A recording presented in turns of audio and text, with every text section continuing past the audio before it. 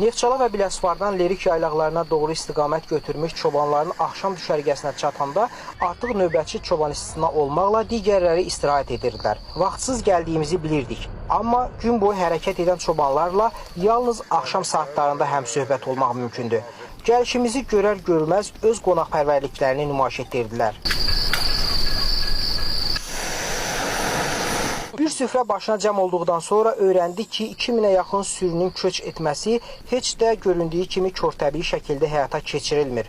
Prosesə çobanların ən təcrübəli olanı başçılıq edir. Elə buna görə də 4-5 nəfərdən ibarət çoban heyəti təcrübələrinə görə öz aralarında vəzifə bölgüsü də aparırlar. Necə deyərlər, yaylaq səfərinin kapitanı baş çoban hesab olunur. Köç zamanı ən mühüm qərarları da yalnız o verə bilər. Köç yollarını planlaşdırmışıq ki, oradan çıxanda Qulibinka, Cəlilabad rayonunun Qulibinka kəndi, sonra ikinci mənzil, üçüncü mənzilimiz burada Cəlilabad rayonunun Nəqalovka kəndi.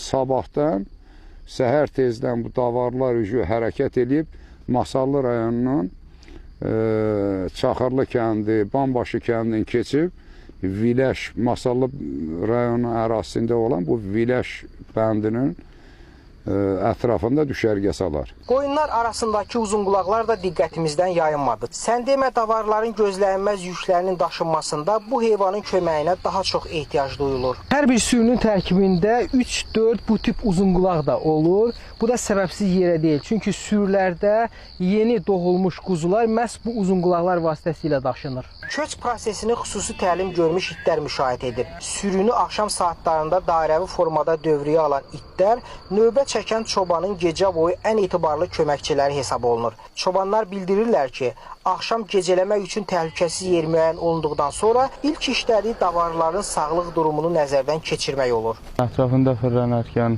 xəstəsinin zadını görəndə müalicəsinin zadını eləyə düzəlsin. Baxır da otla zəhərlənə bilir.